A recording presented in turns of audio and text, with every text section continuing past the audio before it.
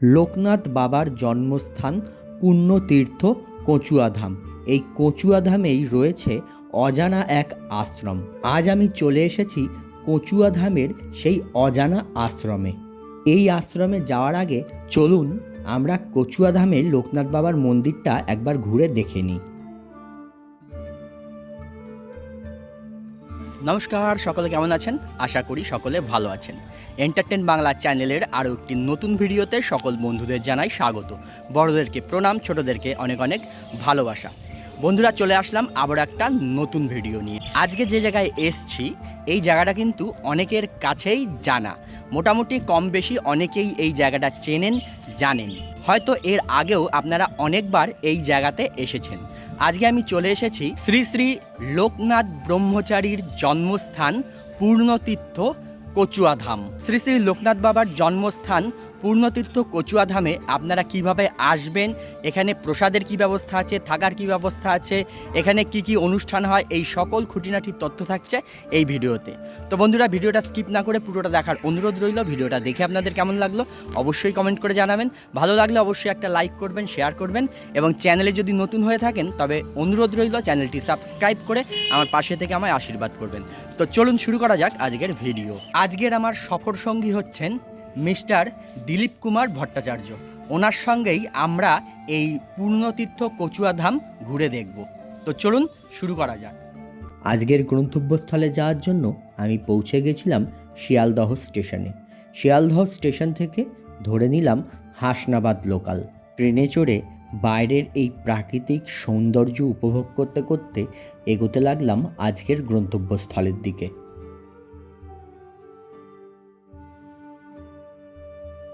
আমার আজকের গন্তব্যস্থল কাঁকড়া মির্জানগর। শিয়ালদহ স্টেশন থেকে কাঁকড়া মির্জানগর স্টেশনের দূরত্ব 48 কিলোমিটার। সময় লাগলো প্রায় 1.5 ঘন্টা। শিয়ালদহ স্টেশন থেকে কাঁকড়া মির্জানগর স্টেশন পর্যন্ত ভাড়া হচ্ছে জনপ্রতি 15 টাকা করে। শিয়ালদহর দিক থেকে এসে আমি নামলাম 1 নম্বর প্ল্যাটফর্মে। 1 নম্বর প্ল্যাটফর্মে নেমে এই দিক দিয়েই বাইরে বেরোতে হবে। ঠিক ওভারব্রিজের তলা দিয়েই রয়েছে বাইরে বেরোনোর রাস্তা। এখান থেকে বাইরে বেরিয়ে সামনেই আপনারা পেয়ে যাবেন অটো টোটো স্ট্যান্ড। এইখান থেকে টোটোয় উঠে আপনাদের বলতে হবে কচুয়া লোকনাথ মন্দির যাব। এইখান থেকে টোটোয় করে মন্দির পর্যন্ত যেতে সময় লাগবে 10 মিনিট, আর ভাড়া হচ্ছে জনপ্রতি 10 টাকা করে। এছাড়া যদি কেউ কলকাতা থেকে বাস বা নিজস্ব গাড়ি নিয়ে আসেন তবে কলকাতা থেকে টাকি রোড ধরে আপনাদের চলে আসতে হবে স্বরূপনগর কচুয়া মোড়। এই হচ্ছে স্বরূপনগর কচুয়া মোড়। ওই যে অটোটা চলে যাচ্ছে ওই দিকে সোজা হচ্ছে বসিরহাট, আর এই দিকে হচ্ছে কলকাতা। আপনারা যদি কলকাতা থেকে বাসে আসেন তাহলে এই মোড়টায় নামতে হবে, আর এই মোড়ে নেমেই এই রাস্তা পার করেই এই হচ্ছে কচুয়াধামের গেট। রাস্তা পার করে ওপারে গেলেই আপনারা এখান থেকে পেয়ে যাবেন টোটো। এখান থেকেও টোটো ভাড়া নেবে মন্দির পর্যন্ত জনপ্রতি 10 টাকা করে। সময় লাগবে 10 মিনিট। আর নিজস্ব গাড়ি নিয়ে আসলে এই রাস্তা ধরে সোজা মন্দিরে পৌঁছে যেতে পারবেন।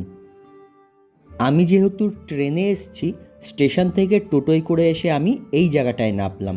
আপনারা যদি স্টেশন থেকে টোটোয় করে আসেন, টোটোওয়ালাকে যখন বলবেন কচুয়াধাম মন্দিরে যাব, তখন আপনাদের এই জায়গাটায় নামাবে। আর এই যে গলিটা চলে যাচ্ছে এই গলি রাস্তা ধরে 2 মিনিট মতন হাঁটলেই লোকনাথ মন্দির। এই রাস্তা ধরে হেঁটে যাওয়ার সময় আপনারা এই একটা মন্দির দেখতে পাবেন, শ্রী শ্রী রাধাকৃষ্ণ বৃন্দাবন ধাম মঠ। এই মন্দিরের পাশ দিয়ে এই যে সোজা রাস্তা চলে যাচ্ছে, এই রাস্তা দিয়ে সোজা এসে এই যে মোড়, এই মোড় থেকে এবারে ডান দিকে যেতে হবে।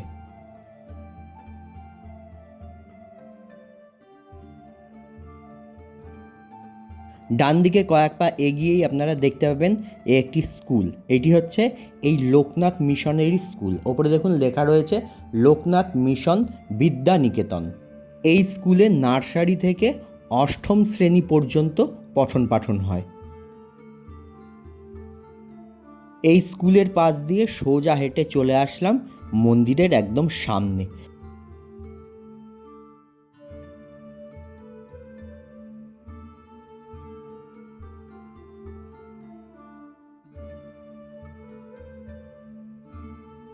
এই মন্দিরে আপনারা যদি নিজস্ব গাড়ি নিয়ে আসেন তাহলে এখানে দেখুন গাড়ি পার্কিংয়ের কিন্তু সুন্দর ব্যবস্থা রয়েছে। আর এই পার্কিং জোনে দেখুন একটা মন্দির রয়েছে, এইটি হচ্ছে শ্রী শ্রী লোকনাথ বাবার প্রাচীন মন্দির।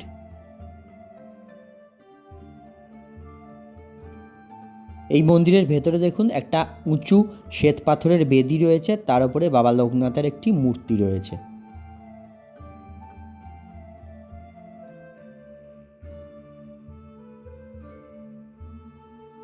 এই পার্কিং জোনের সামনেই দেখুন এখানে একটি কাউন্টার রয়েছে, এইটি হচ্ছে পার্কিংয়ের টিকিট কাউন্টার। আর এখানে দেখুন পার্কিং চার্জগুলো লেখা রয়েছে, বাইক 10 টাকা, 3 চাকা 20 টাকা, 4 চাকা 40 টাকা। এছাড়া বড় গাড়ি হলে যেমন সিটের গাড়ি হবে সেরকম চার্জ হবে, 50 টাকা 100 টাকা এরকম। এই টিকিট কাউন্টারের পাশেই দেখুন এইখানে আরও একটি মন্দির রয়েছে। এই মন্দিরটি হচ্ছে এই লোকনাথ মিশনের প্রতিষ্ঠাতা শ্রী নিত্যগোপাল সাহা মহাশয়ের স্মৃতি মন্দির। এখানে ওনাকে দাদু বলে সম্বোধন করা হয়, সে কারণে এখানে লেখাও রয়েছে দাদু নিত্যগোপাল সাহা। এই মন্দিরের গর্ভগৃহে নিত্যগোপাল সাহা মহাশয়ের একটি বিগ্রহ রয়েছে, তবে সামনেটায় তালা দেয়া বলে আপনাদের মন্দিরের ভেতরে ঢুকে সামনে থেকে দেখাতে পারলাম না। এই মন্দির চত্বরে দেখুন প্রচুর দোকানপাট রয়েছে, পুরো মেলার মতন। এখানে এসে যদি আপনারা সকালবেলার চা জলখাবার খেতে চান তবে এই সব দোকানগুলো থেকে পেয়ে যাবেন। এই রকম কিন্তু অনেক দোকান রয়েছে এখানে। আর এখানে যদি এসে আপনারা পুজো দিতে চান বাবা লোকনাথের, তবে এখান থেকে কিন্তু পুজোর সামগ্রী পেয়ে যাবেন। এখানে নকুলদানা, বাতাসা, মিছরি, ধূপকাঠি, মোমবাতি, ফুল, মালা সমস্ত কিছু পেয়ে যাবেন। মন্দির প্রাঙ্গণে রয়েছে এই একটি পুকুর, এইটাকে দুধ পুকুর বলা হয়। আর এই পুকুরের জলটা দেখুন খুবই পরিষ্কার, চারিদিক দিয়ে বাঁধানো পুকুরটা। আর এখানে কিন্তু ভক্তরা এসে স্নান করে বাবা লোকনাথের মাথায় এই পুকুরের জল তুলেই ঢেলে তাদের মনস্কামনা জানিয়ে মানত করেন। এছাড়াও অনেক ভক্তরা এই পুকুরের জলে স্নান করে দণ্ডি খেটে বাবা লোকনাথের মন্দিরে গিয়ে বাবা লোকনাথের পুজো দেন। পুকুরটা কিন্তু বেশ বড় আর সুন্দর বাঁধানো ঘাট রয়েছে স্নান করার জন্য। আর এই দিকটায় দেখুন রয়েছে মহিলাদের পোশাক পরিবর্তন করার জন্য একটি ঘর।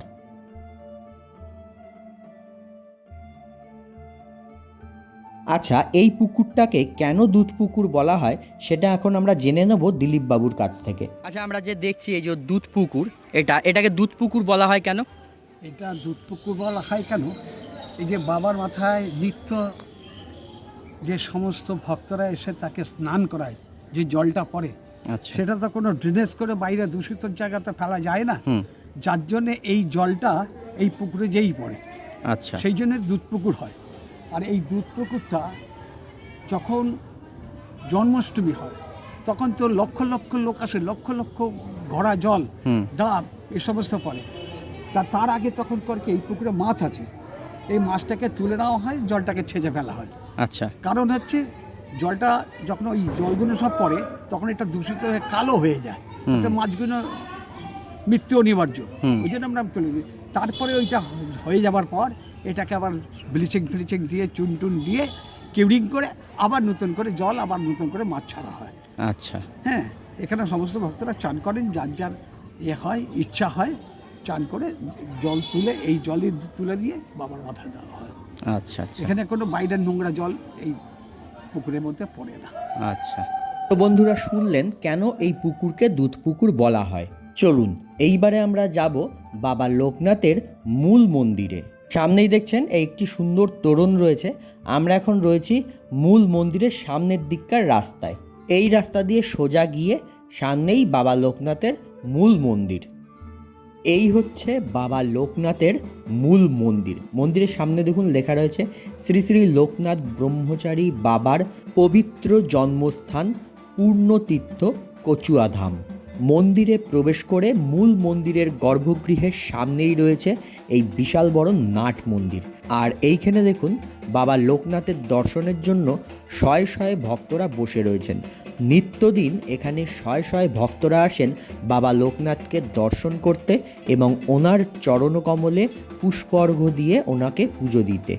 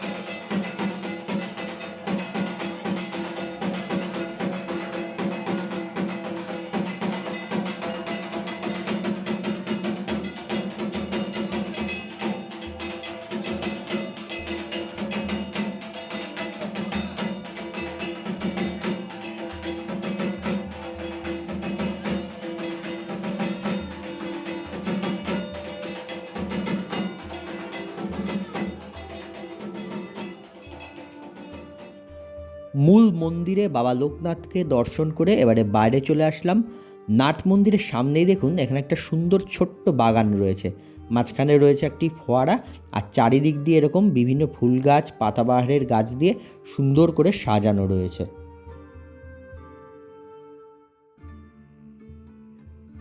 মূল মন্দিরের পাশেই দেখুন এই হচ্ছে মূল মন্দির, আর মূল মন্দিরের পাশেই রয়েছে বাতি জ্বালানোর একটি মন্দির। এই যে মন্দিরটি দেখছেন এইটি হচ্ছে ধূপ ও বাতি জ্বালানোর মন্দির।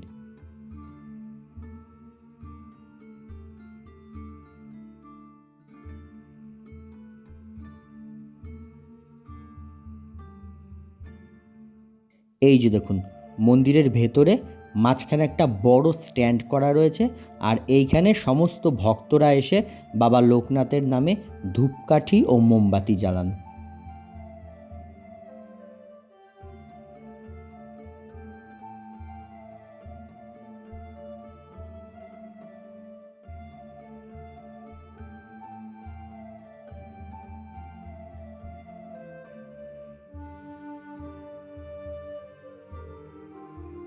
এই মন্দির থেকে বেরিয়ে এই মন্দিরের পাশেই রয়েছে আরও একটা মন্দির।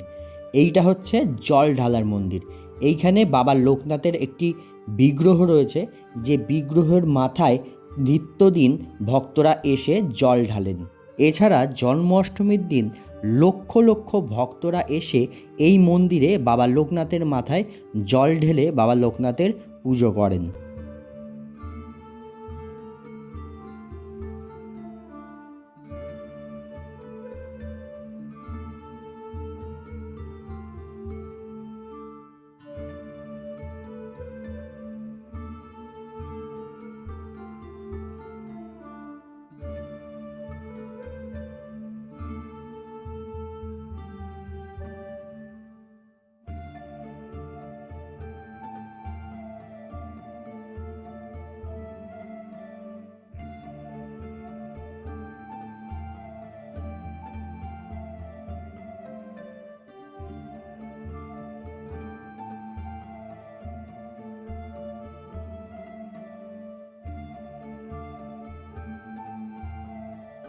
এইবারে আমরা চলে এসেছি মূল মন্দিরের পেছন দিকটায়।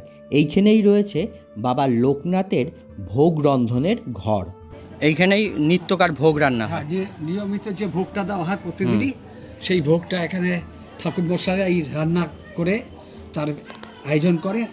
বাবা লোকনাথকে নিত্যদিন এখানে অন্নভোগ দেয়া হয়, আর সেই অন্নভোগ এই ঘরেই প্রস্তুত করা হয়। নমস্কার, আপনার নামটা একটু বলুন। আচ্ছা, এখানে তো নিত্যদিন প্রসাদের ব্যবস্থা থাকে তো ভক্তদের জন্য? আচ্ছা, সেই প্রসাদের মূল্য কত, কুপন মূল্য?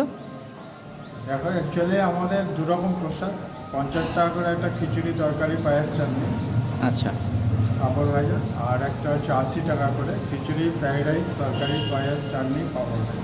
আচ্ছা, এখন গ্যাস অ্যাভেলেবেল নেই বলে অ্যাকচুয়ালি 80 টাকার প্রসাদটা বন্ধ আছে, 50 টাকারটাই চলছে। আচ্ছা। এবং সানডে ছুটির দিনগুলোতে চেষ্টা করছি যে দুরকম প্রসাদ যাতে করা যায়, সেটা সানডেতে বা ছুটির দিনগুলোতে চেষ্টা করা হয়। আচ্ছা, এইভাবে আপাতত চলছে। আচ্ছা। গ্যাস অ্যাভেলেবেল হয়ে গেলে দুরকম প্রসাদের ব্যবস্থা হবে। আচ্ছা, আচ্ছা। কুপনটা কটা থেকে কটা পর্যন্ত দেওয়া হয়? কুপন দেওয়া হয় সকাল 8টা থেকে 12টা পর্যন্ত। আচ্ছা, এবার 12টার পরে বন্ধ হয়ে যায়, আবার 1টার সময় আরেক রাউন্ড কুপন দেওয়া হয়। কিছু ভক্ত বাইরে দূরে থেকে যারা আসে দেরি হয়ে যায়, সেই জন্য 1টার সময় আরেকবার কুপন দেওয়া হয়। আচ্ছা, কেউ যদি ধরুন এসে পৌঁছাতে পারলো না কিন্তু তারা প্রসাদ নিতে চায়, আপনাদের সঙ্গে আগের থেকে যোগাযোগের ব্যবস্থা আছে? আগে থেকে যোগাযোগ করলে আমরা অনেক ক্ষেত্রে রেখে দিই, কিন্তু এটা অ্যাকচুয়ালি সিস্টেমেটিক না। আচ্ছা, এবার আমরা রেখে দিই, অনেক সময় চেনা জানা যারা দূরে থেকে আসে, আর তাদের জন্য অ্যাকচুয়ালি 12টায় যে কুপন বন্ধ, আবার 1টার সময় দেওয়া হয়, সেই জন্য যাদের দেরি হয় আসতে তাদের জন্য অ্যাকচুয়ালি 1টার সময় আবার কুপন দেওয়া হয়। আচ্ছা, আপনাদের সঙ্গে যোগাযোগের কোনো একটা নাম্বার পাওয়া যাবে? হ্যাঁ, একটা নাম্বার যদি বলেন। 9733035877। আচ্ছা, এই নাম্বারে আপনাদের ফোন করে জানিয়ে দিলে আপনারা সেই প্রসাদের ব্যবস্থা রাখবেন।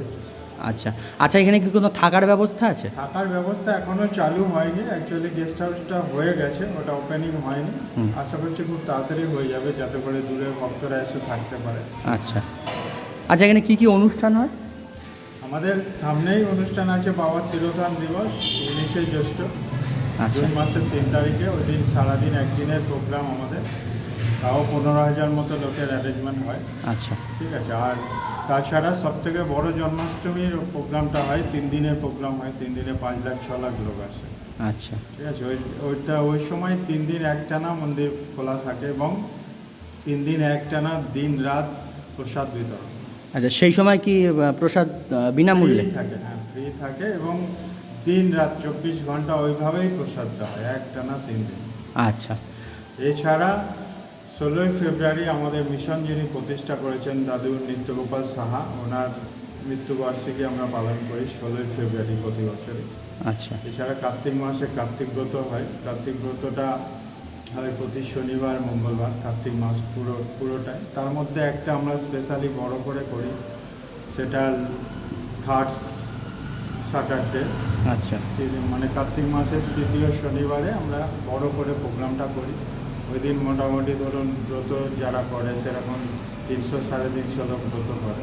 আচ্ছা, যেটা মঙ্গলদ্বীপ উৎসব বলা হয়। মঙ্গলদ্বীপ উৎসব। আচ্ছা ঠিক আছে, এটা হয়। এছাড়া আমাদের গঙ্গাসাগরেও সময় একটা প্রোগ্রাম থাকে। গঙ্গাসাগরে আমরা এখান থেকে প্রায় আমাদের লোকনাথ মিশন থেকে 250 ভলেন্টিয়ার এবং পুরো মেডিকেল টিম নিয়ে গিয়ে ওখানে 7 দিন থেকে কাজ করে আসে। আচ্ছা ঠিক আছে, এরকম সারা বছর টুকটাক প্রোগ্রাম থাকে। এবারে দাদুর যে প্রোগ্রামটা হয়, দাদুর প্রোগ্রামের দিন আমরা চেষ্টা করি এলাকার গরিব মানুষ যারা আছেন তাদের ফ্রিতে মেডিকেল চেক আপ এবং চোখের ছানি অপারেশন, চশমা দেওয়া, এইসব কাজগুলো হয়। আচ্ছা। 16ই ফেব্রুয়ারি। আচ্ছা, ওই নিত্যগোপাল যিনি আছেন উনি এই উনি আমাদের মন্দির প্রতিষ্ঠা করেছেন। মিশন প্রতিষ্ঠা করেছেন, লোকনাথ মিশন আমাদের। উনি, ওনার বাড়ি হচ্ছে হাওড়া সার্কিয়াল আচ্ছা ছিলেন, উনি এখন গত হয়েছেন। উনি আমাদের মিশনের প্রতিষ্ঠা। আচ্ছা আমরা ওনাকে দাদু বলেই জানি, দাদুর নামেই পরিচিত উনি। আচ্ছা আচ্ছা, মন্দির কটা থেকে কটা পর্যন্ত খোলা থাকে? সকাল 8টায় খোলে, 12টায় বন্ধ হয়ে যায়। আবার বিকালে 3টেয় খোলে, রাত 8টায়। এবার শীতের 3 মাস আধা ঘন্টা কম হয়, মানে সন্ধ্যাবেলাটা 8টার জায়গায় 7:30টায় হয়। আচ্ছা আর বাকি টাইমিং আচ্ছা, ঠিক আছে, ধন্যবাদ। তো বন্ধুরা শুনলেন, এখানে কিন্তু নিত্যদিন 2 রকমের প্রসাদের ব্যবস্থা আছে, একটি 50 টাকা, একটি 80 টাকা। আর এই হচ্ছে কাউন্টার। এইখান থেকেই সকাল 9টা থেকে 12টার মধ্যে ভোগ প্রসাদের কুপন সংগ্রহ করতে হবে। ভক্তদের জন্য প্রতিদিন যে প্রসাদের ব্যবস্থা করা হয় সেই প্রসাদের রান্না কিন্তু এই রন্ধনশালাটায় হয়। এখানে গ্যাসেও রান্না হয়, আবার কাঠের জালেও রান্না হয়। বড় বড় দেখুন উনুন রয়েছে, এগুলোতে কাঠের জালে রান্না হয়, এছাড়া গ্যাসেও রান্না হয়। আর এই হচ্ছে ভোগ বিতরণের জায়গা। দেখুন বিশাল বড় জায়গা, এখানে চেয়ার টেবিল পাতা রয়েছে। ভক্তদেরকে এই চেয়ার টেবিলের উপরে বসিয়েই নিত্যদিন ভোগ প্রসাদ বিতরণ করা হয়। কোনো অনুষ্ঠানের সময় যেখানে রান্না করা হয় সেই জায়গাটা এবারে আপনাদের একবার দেখাই চলুন। এই যে দেখছেন আমবাগানটা, এটা হচ্ছে যে পার্কিং জোনটা আছে সেই পার্কিং জোনের ঠিক পাশে এই যে জায়গাটা দেখছেন, বিশাল বড় একটা রান্নাঘর। কোনো অনুষ্ঠানের সময় এইখানেই কিন্তু রান্না করা হয় ভক্তদের মধ্যে প্রসাদ বিতরণের জন্য। সামনে দেখছেন এই যে কাউন্টারের মতন করা রয়েছে, এই গেটগুলো খুলে দেওয়া হয় আর এই স্ল্যাবের ওপরেই প্রসাদ রেখে এইখান থেকেই ভক্তদের মধ্যে প্রসাদ বিতরণ করা হয়। ভেতরে দেখুন বিশাল বড় একটা কড়াই রয়েছে, এরকম অনেকগুলো কড়াই রয়েছে। আর এই যে দেখুন এখানে কিন্তু কাঠের জালেই রান্না করা হয়, বড় বড় সব উনুন রয়েছে। আর রান্নাঘরটা একবার দেখুন, বিশাল বড়। আর এই রন্ধনশালার সামনে এই যে বড় আমবাগান, এই আমবাগানেই প্যান্ডেল করে ভক্তদেরকে এইখানে বসিয়েই প্রসাদ বিতরণ করা হয়। এইবারে আমরা চলে আসলাম গেস্ট হাউসের দিকে। এই যে দুধ পুকুরটি রয়েছে, দুধ পুকুরের পাশ দিয়েই এই রাস্তা সোজা চলে যাচ্ছে গেস্ট হাউসের দিকে। আমরা যে শুনলাম যে এখানে একটা গেস্ট হাউস তৈরি হয়েছে ভক্তদের থাকার জন্য, এই হচ্ছে সেই গেস্ট হাউস। গেস্ট হাউসটা সম্পূর্ণ তৈরি হয়ে গেছে, তবে এখনও চালু করা হয়নি। আর কিছুদিনের মধ্যেই এই গেস্ট হাউসটি চালু হয়ে যাবে। লোকনাথ মন্দির দর্শন করে এই লোকনাথ মন্দিরের পাশেই রয়েছে আরও একটি দর্শনীয় স্থান। আমরা এখন যাচ্ছি সেই দর্শনীয় স্থানটি দর্শন করতে। এখন আমরা যাচ্ছি বাবা লোকনাথের শৈশবকালের যে খেলার সঙ্গী বেণীমাধব, তো সেই বেণীমাধবের বাড়িতে। কি অপূর্ব সুন্দর জায়গাটা দেখুন, চারিদিকে গাছপালায় ভর্তি, সামনেই রয়েছে একটি পুকুর। অসাধারণ সুন্দর গ্রাম্য পরিবেশ, একদম শান্ত নিরিবিলি, খুব সুন্দর জায়গাটা। বাবা লোকনাথের মন্দির থেকে মাত্র 5 মিনিটের হাঁটা পথেই এই জায়গাটি। চলে এসেছি বাবা লোকনাথের বাল্যকালের বন্ধু বেণীমাধবের বাড়িতে। এই হচ্ছে সেই বেণীমাধবের বাড়ি, বেণীমাধবের জন্মভিটে। আর এখানে দেখুন একটা বড় বেদি করা রয়েছে, যতদূর সম্ভব এটা মা কালীর বেদি।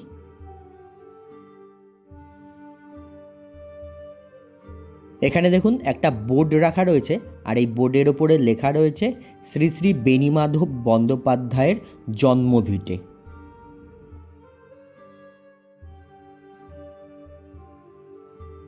সামনে এই বাঁশের বেড়াটা রয়েছে বলে ভালো বোঝা যাচ্ছে না, একবার দেখুন আপনাদের সামনে দিয়ে দেখাই। এই যে দেখুন সেই ঘরগুলো, এখনও সেই মাটির দেওয়াল আর টিনের চাল রয়েছে, তবে সেই পুরনো জিনিসগুলো তো নেই। এটা অবশ্যই সংস্কার করা হয়েছে, কিন্তু সেই একই আদলে এটা রাখা হয়েছে।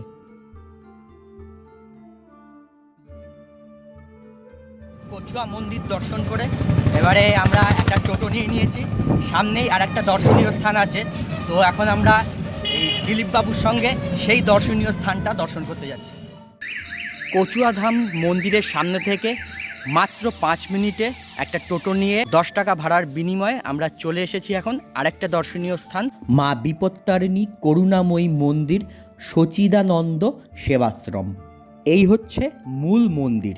মন্দিরের 3টে চূড়া রয়েছে।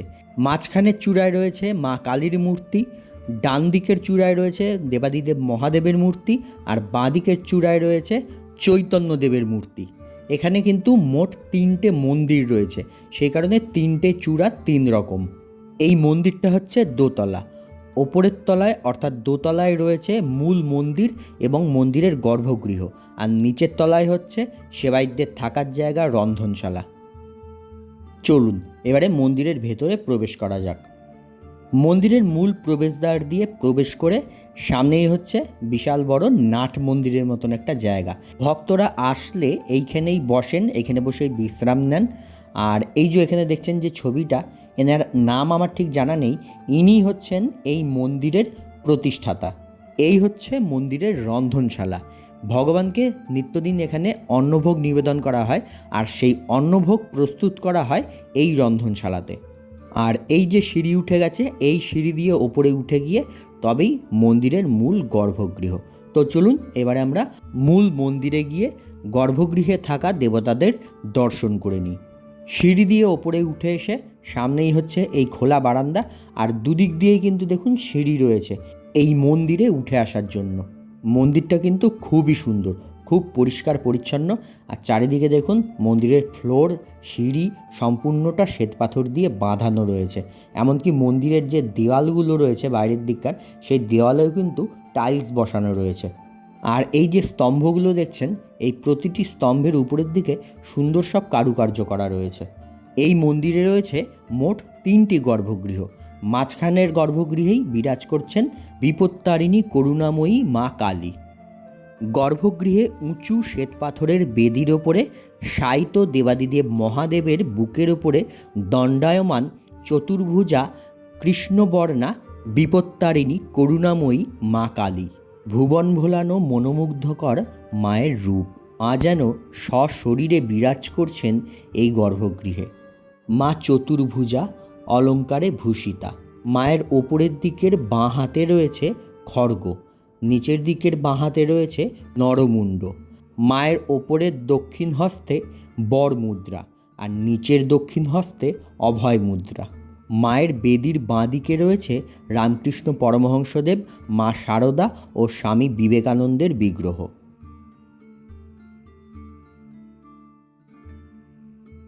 মা কালীর গর্ভগৃহের ডান দিকের গর্ভগৃহে বিরাজ করছেন দেবাদিদেব মহাদেব। এই গর্ভগৃহের ঠিক মাঝখানেই দেখুন রয়েছে কালো পাথরের বড় একটি শিবলিঙ্গ, আর এই শিবলিঙ্গের পেছন দিকে রয়েছে দেবাদিদেব মহাদেবের একটি বিগ্রহ, আর পাশেই রয়েছে নন্দী মহারাজের একটি মূর্তি।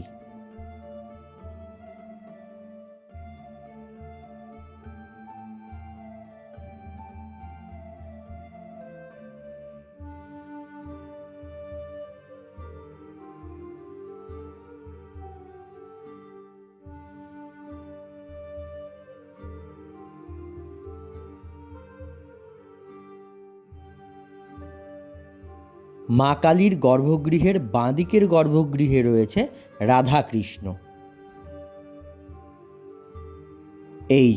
এই গর্ভগৃহে উঁচু শ্বেতপাথরের বেদির ওপরে মাঝখানে বিরাজ করছেন শ্বেতপাথরের তৈরি রাধাকৃষ্ণের যুগল বিগ্রহ। রাধাকৃষ্ণের দুই সাইডে রয়েছে গৌর এবং নিতাইয়ের বিগ্রহ।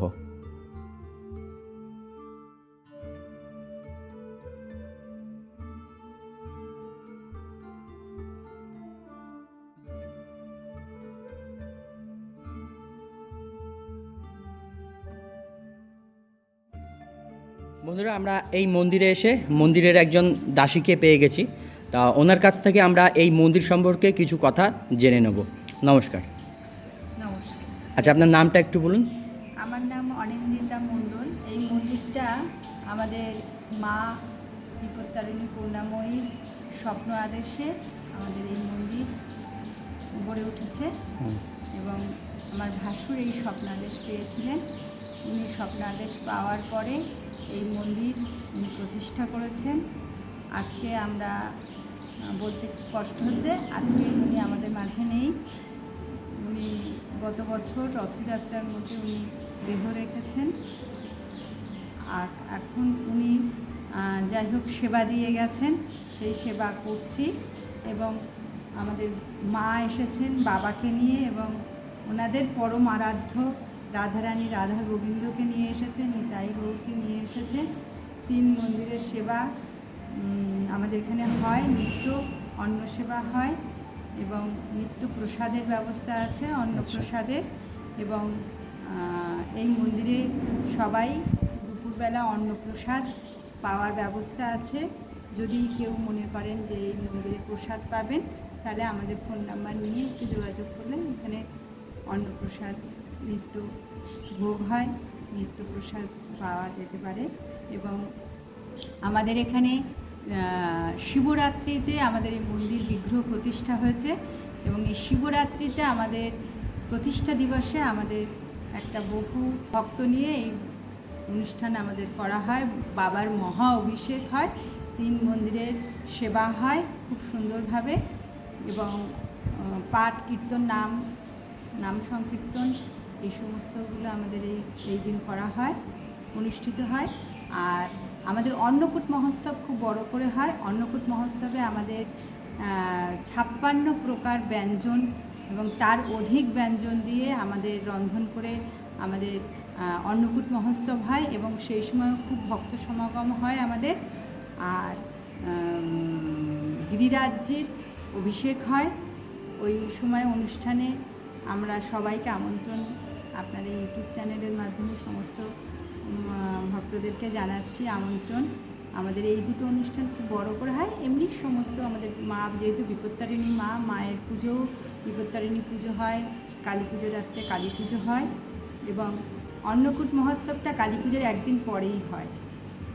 আচ্ছা, দীপান্বিতা অমাবস্যায় যে কালী পুজো হয় সেটা? হ্যাঁ, সেই কালী পুজোর একদিন পরেই আমাদের অন্নকূট মহোৎসব হয়। এছাড়া আরও অনুষ্ঠান হয় যেগুলো জন্মাষ্টমী, রাধাষ্টমী, নৃসিংহ চতুর্দশী। আচ্ছা, এখানে ভক্তরা যদি বা দর্শনার্থীরা যদি এসে প্রসাদ পেতে চান, তাহলে আপনাদের সঙ্গে যে ফোন নাম্বারে যোগাযোগ করবেন সেটা একবার যদি বলেন নাম্বারটা। সেটা আমরা বলে দিচ্ছি, 8420861875।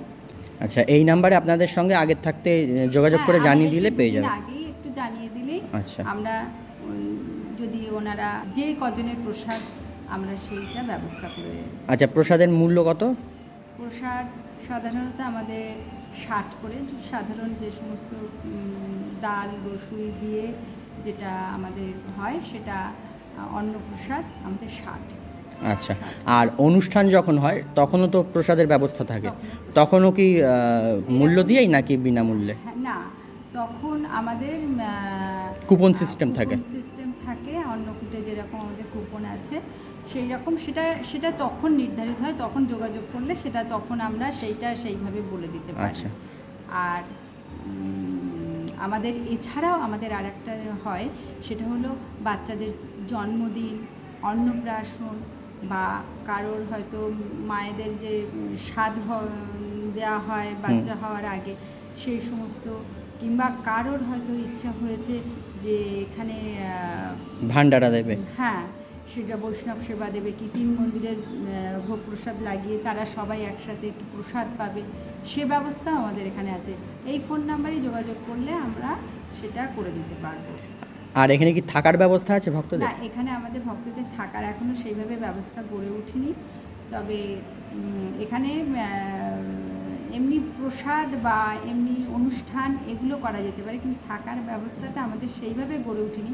তবে যদি যোগাযোগ করে আমরা একটা ব্যবস্থা করে দিতে পারি, হয়তো অন্য জায়গায় সেই ব্যবস্থাটা আমরা তাদেরকে একটা সেট করে দিতে পারি। আচ্ছা আচ্ছা, ঠিক আছে, ধন্যবাদ। অসংখ্য ধন্যবাদ, আপনারা আসবেন সবাই। নমস্কার।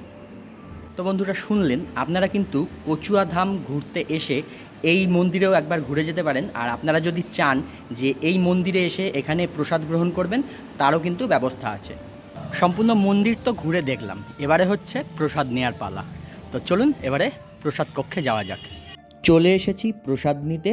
আজকে আমরা এখানে প্রসাদ পাবো। প্রসাদে আজকে রয়েছে প্রথমেই দেখুন খিচুড়ি, তার সাথে রয়েছে 5 মিশালি একটা তরকারি, তারপর আমের চাটনি, সবশেষে পরমান্ন অর্থাৎ পায়েস।